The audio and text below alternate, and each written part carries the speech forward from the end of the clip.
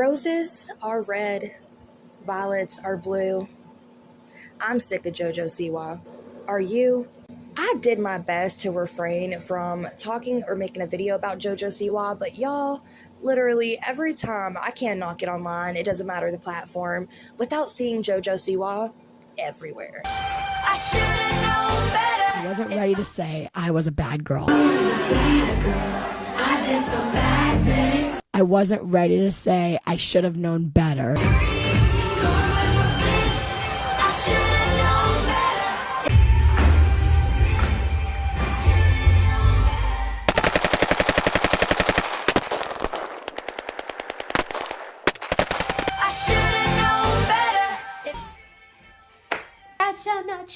I wear black now. That's how you know I'm edgy. Park in the handicap spot when I drive my JoJo mobile. Guest on my podcast. Let's spice things up a little.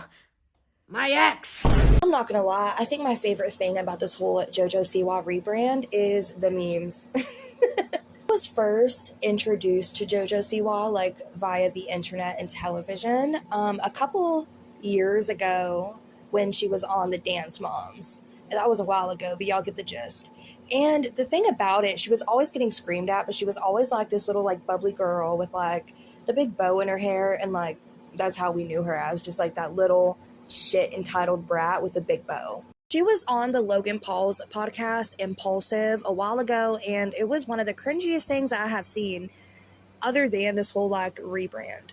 It was cringy. You dance, you sing. Oh yes, there's and other producers, but I am the sole writer on all my songs, obviously. And I was just really smart. I've always been really advanced, really smart. Yeah, for you can school. tell. You can tell. And I got 99% on my 99.9% on my state testing, so we were like, yep, I'm good. Pull her out. I had 99% on my SATs. I mean my 99.9%. No. A lot of people were really confused as to why this little blonde girl with a high ponytail and a big ass bow in her hair swapped that for an entire new personality and persona online. Like, she literally went from this little school looking girl to your middle-aged uncle who you never invited to the barbecue but shows up anyway with nothing but a plate of hot dog buns.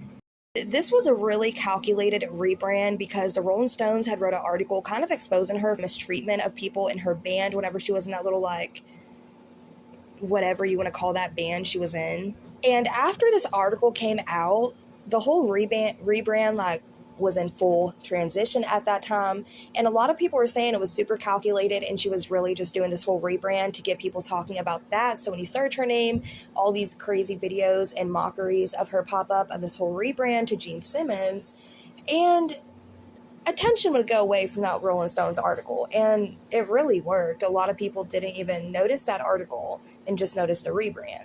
This whole thing was super interesting because she hinted months in advance that she was going to be releasing something, and it was like a huge deal for her. And then when she released it, a lot of people were like, this has been done before, like this is nothing new. And turns out this was like a song that was scrapped by Miley Cyrus like way back in the day. I think it was with Rock Mafia or somebody, I can't remember, like a big producer. And Brit Smith, another artist, actress, she ended up doing the song way back in the 90s, and JoJo Siwa just ended up taking the song and posting it like it's hers. Just want to add, she's been taking dance classes her whole life just to dance like this. Like, why? Anyway, she used to be an entitled young brat, but now she's just a grown entitled brat.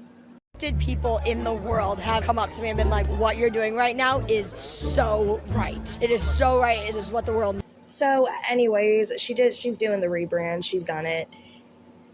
It's interesting, really interesting, because she's saying that this is like much needed, that this is the biggest rebrand, like the biggest transition anybody has ever had in 2024, and it just like had to be done. Like, when she said that, even the interviewer was like choking back his laugh. He was trying so hard. No one has made this dramatic of a change yet. No one has made, in my generation, this extreme of a switch. And I am the first in the generation. It is very scary, but someone's got to do it. And she did indeed, by releasing or re-releasing a song that's already been put out or was at some point in time by Brit Smith, the original artist of the song or the one who covered it.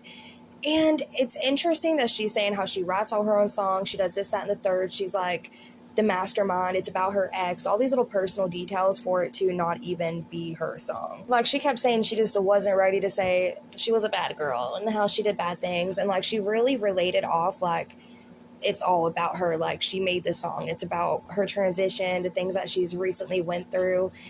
And in fact, that just wasn't even the case, and the entire music video was like, why are you dancing like that? It was literally so bad and cringeworthy that a lot of people started making this trend of like just mimicking, making fun of her dancing, basically.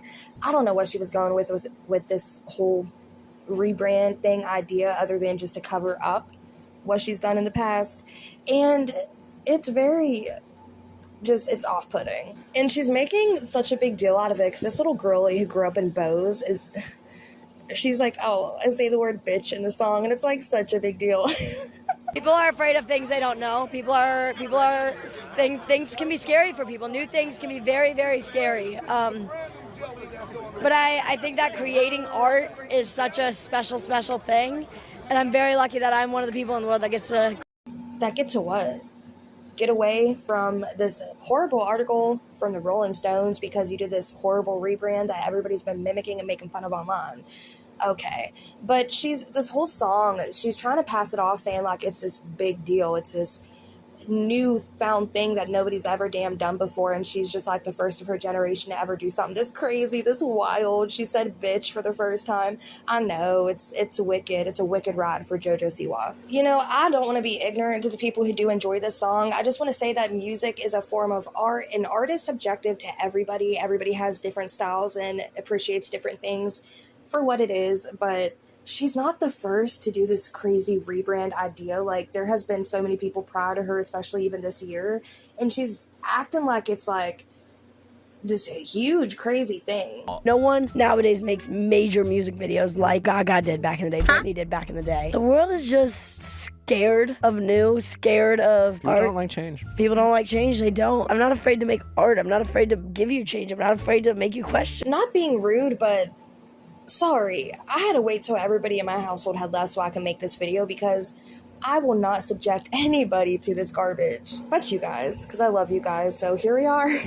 You know, her whole like stick with this song though is she keeps saying she's like inventing a new genre. She's like just out here doing some wicked good creativity, inventing a new genre in which she calls gay pop. The genre is, I said it back in the day when I first signed with Columbia, I said I wanted to start a new genre of music. And they said, what do you mean? And I said, well, it's called gay pop. And they were like, what's that? And I was like, it's like K-pop, right?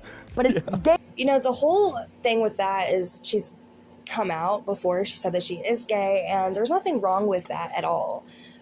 But the thing about it is you are not inventing shit, Missy ma'am. You're really not. There's been so many artists before you that literally walked so you could run right now. Now, if you're a Fallout fan and you often travel with multiple companions, and you play the more unethical route, such as the route that I take whenever I play Fallout, you get a sign that pops up on your screen quite often that says, everybody disliked that.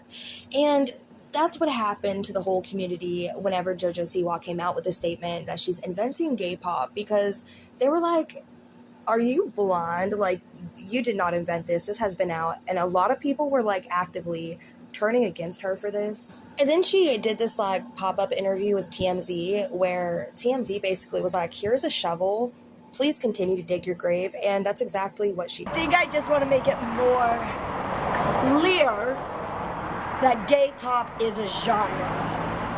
You have pop, you have rock, you have country, and you have gay pop. Hi. If I said to somebody, name a gay pop artist, they'd go, what's gay pop? But if I said to somebody, name a rock artist, you would say, Kiss, AC/DC. You know what I mean? I think they'd say Lady Gaga. I think they'd say Chapel Roan. They'd say Freddie Mercury, Elton John. Okay, that's valid, because I would too. I'd be like, no, Elton John. Do you want to go back on your statement and say that you weren't the inventor of gay pop? I definitely am not the inventor of gay pop, for sure not. But I do want to be a piece in making it bigger than it already is. Okay. I want to bring more attention to it. Okay. I'm not the creator, but I'm not the president, but I might be like the CEO or the like. I'm sorry to like pop anybody's bubble, but she's not any of that. And like, she kind of seemed a little bit confused when they had mentioned Elton John. She was kind of like, Oh, I forgot about that. Now, if you see JoJo Siwa as just like that little girl who was on Dance Moms once upon a time, who used to get yelled at, and you have sympathy for her, but then you forget that she's friends with people such as Colleen Ballinger, James Charles, and y'all didn't read that TMZ article or had even seen the treatment of how she treated those girls. She basically talked shit about the environment that Dance Moms had while still being good with Abby Lee Miller, and then creating that same toxic work environment for girls her age, where even her mom was like really egging on the girls. JoJo, just in my opinion, she's an entitled brat who did some shitty shit, of course, and then stole a song and faked this, well, didn't fake it, she actively did this whole entire rebrand just to have that kind of cover up all the shit she's done in the past. Now, I'm somebody who agrees that glitter in a bow can go a long way. You can have any normal, ugly item, put some glitter in a bow on it, and turn it into something pretty. But you can't take a turd, put some glitter in a bow on it, and it be appealing to anybody. Also, just maybe this might just be an unpopular opinion, but I don't think that JoJo Siwa even really gives a shit about music. I mean, we've seen her little band that she had before, and then now she's just stealing a song. It's not even her song, and trying to pass it off as like her own personal experiences with this psycho rebrand that she's going through. Again, she didn't even take the song and do it better. She took the song and then trashed it. I am the sole writer on all my songs. Anyways, my conclusions on JoJo Siwa on this entire topic that we just discussed today is that she's an entitled brat who fooled over half of the internet. Yeah, so bye.